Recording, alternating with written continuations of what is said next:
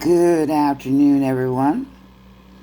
Here in sunny Arizona to Heart Keepers of the Earth. That's Hearth Keepers of the Earth.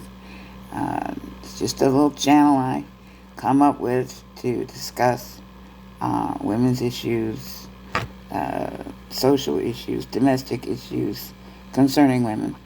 And of course, men are welcome to watch because, we can learn things from each other's channels, both men and women, that we might not be able to learn. I've learned a great deal from uh, watching YouTube channels on men doing things I've already done, but they do it better, and I can learn how to do it better myself. So we can learn from each other. But mostly, this channel was meant for women to lift us up, to help us understand how to be better women to ourselves and better wives, better mothers, better friends as females. Anyway, since I was asked to tell the story about what happened to me in West Virginia, I was married before. I married my husband, who's been passed away now for almost 10 months. Um, I was married before, and I lived in West Virginia to a man. And he was gone a lot working. And so I had a lot to do. I had to get the wood in and, get the gardens going and, the canning and finding ways to make an extra money, helping people with their mapling and their lambing and putting the hay up. I did a lot of stuff. I learned a lot of things in West Virginia. The people in West Virginia were gracious enough to see that I was genuine about what I wanted to learn. And so they graciously taught me. They did not always like the fact that I was a black person, and that didn't matter as far as they were concerned. Um, and this is from them themselves, that I did not understand before, is that you don't have to like a person's color, religion, or politics in order to be a good neighbor and to be a good person. That didn't matter. If you were there when they called and you came, they would be there for you when you called, and they would come. And that's what I found to be true. Many a time I had women descend upon me when it was time to harvest tomatoes or potatoes or corn and get it canned up quick, fast, and hurry. 5 or 6 women can make short work of 5 to 10 bushels of food. It's amazing, how much work can get done when you got a bunch of ladies together doing the work. Anyway, I got to do something in West Virginia that wanted to do in the first place. I learned to hunt. Yes, shoot a rifle and all that. Yes, indeed. I enjoyed it. I love a beautiful weapon. My favorite is the Sharps rifle. Of course, it's too long of a barrel for me, so I have to have a stand for it. But oh, I love that thing.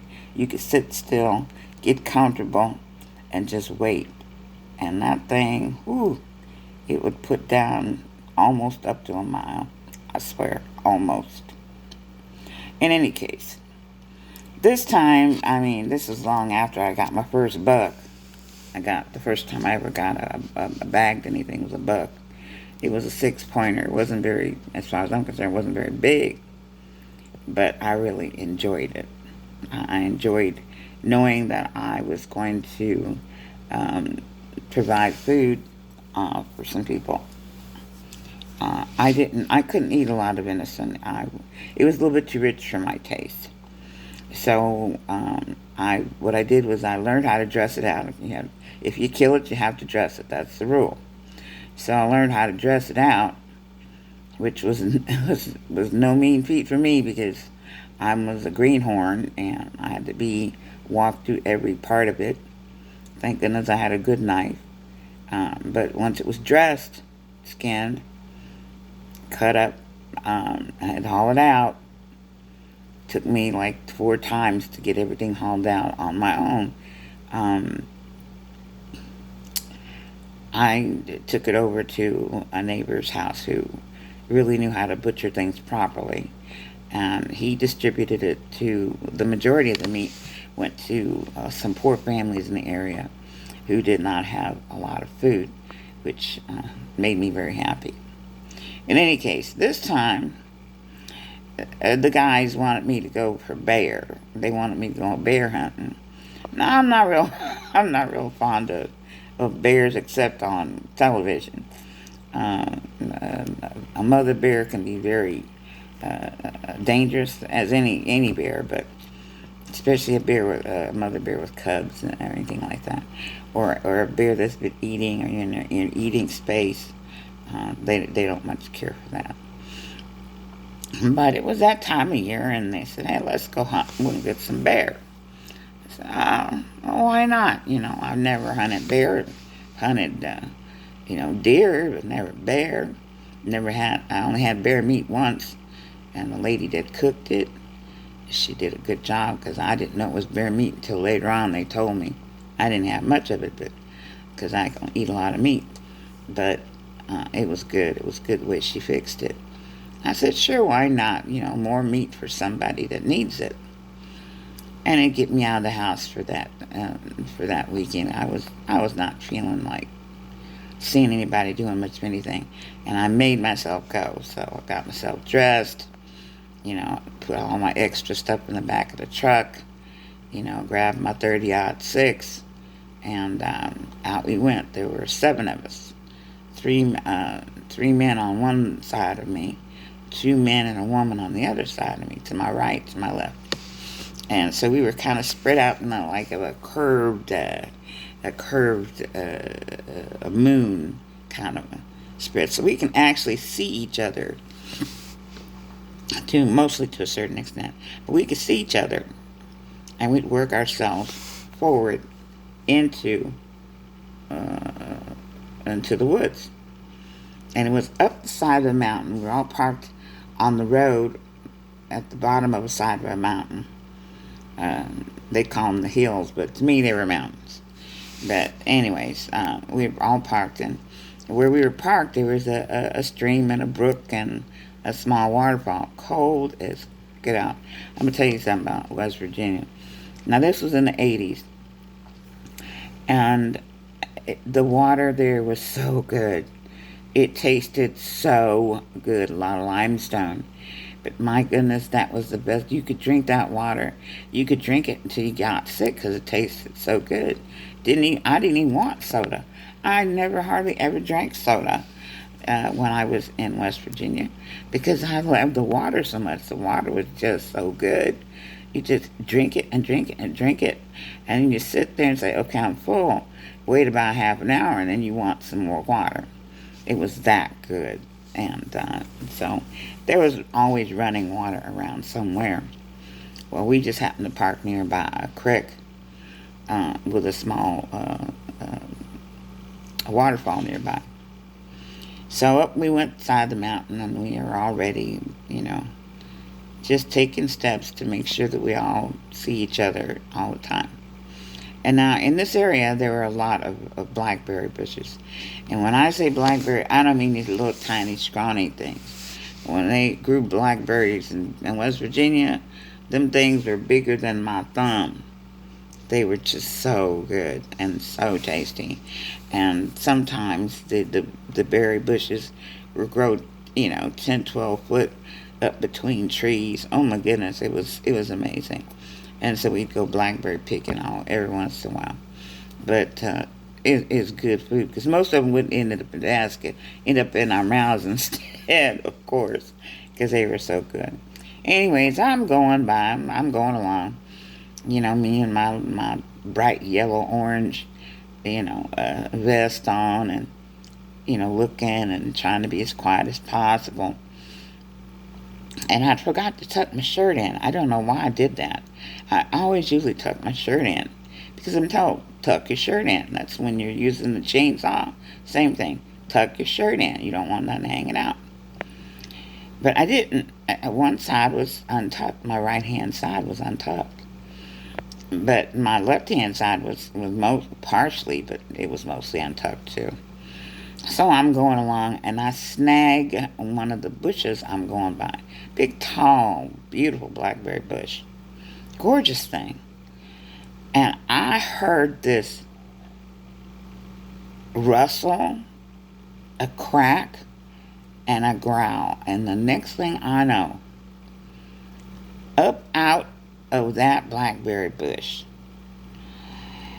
stands the biggest set of teeth and mouth and claws I have ever seen in my life. Child, I have to tell you something. For true, I literally pooped and peed my pants right then and there. I froze. I was so scared to be that close. I'm talking so close that one arm's width from me, I could have touched that bear. And his arms could have gone around me without any problems. He could have ripped me to shreds, bit my head off without even a thought.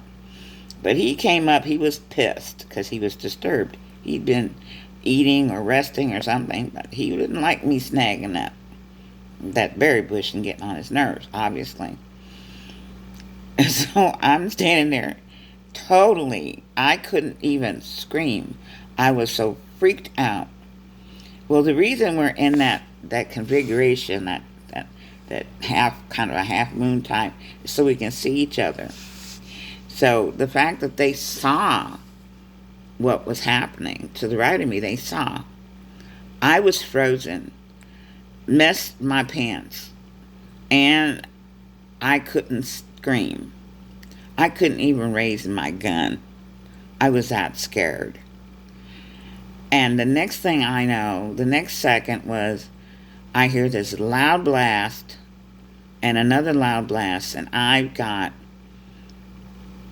bear blood, teeth, and bear toppling on top of me. Now, not fully on top of me because I moved a little bit because I wanted to run. At that point, I was ready to run. So I was kind of like half under and half out under the bear, and he's bleeding on me, and I got blood on me. I got bear goo. I got poop. I got pee. I was scared to death. And finally, I came up to my senses. I scooted out, pushed, tugged, pulled, got out from under the bear, left my gun on the ground, started running. I never said a word. I never screamed or anything. I started running down the side of that hill, of that mountain, shedding my clothes. I was literally pulling off my clothes. By the time I got down to the road, I was buck naked, still not screaming, still just panting down this road, throwing my boots off. I mean, I shrugged out of my boots like somebody pulled them off with a pair of pliers. Went across the road to where my car was, opened the back end, just grabbed a towel that was sitting there. I always keep a towel in my car, among other things. I went across the road, down the side of the hill, into the creek, which was ice cold, right underneath the small waterfall.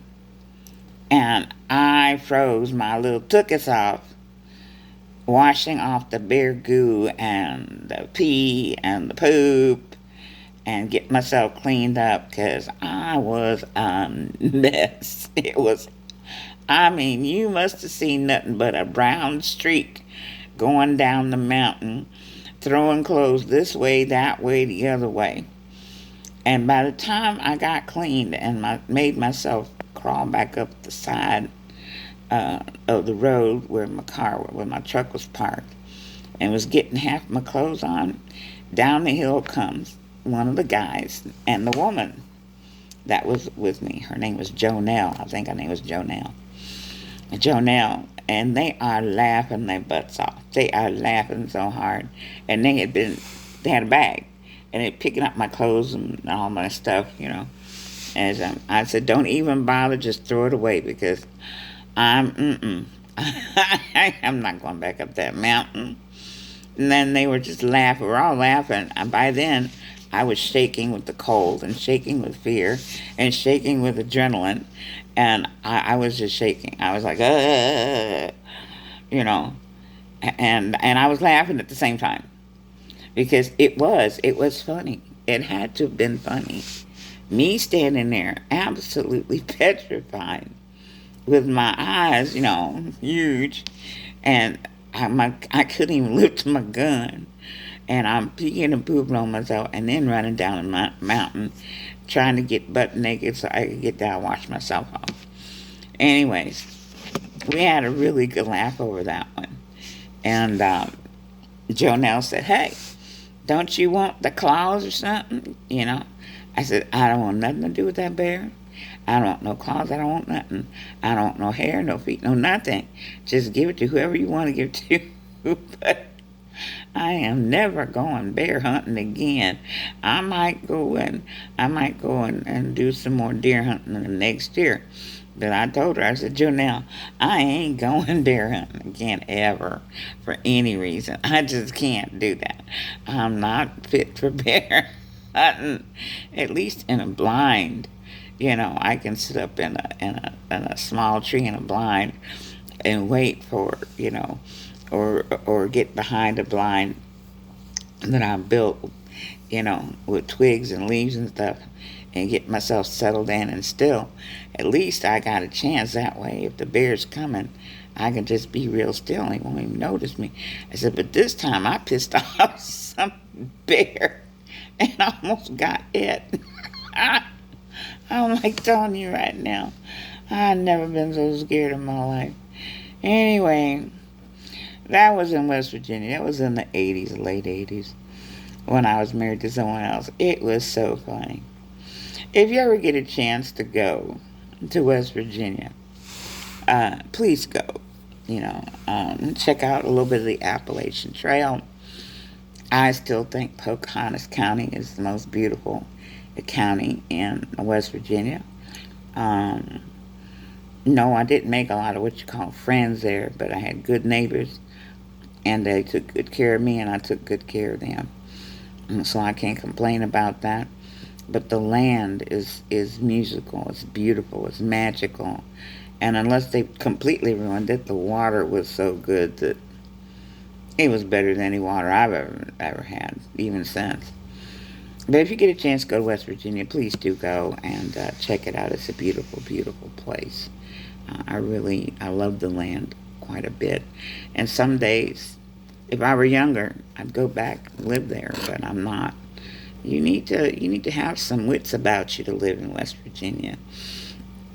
You gotta know when to get things done, so you can sustain yourself during the winter time.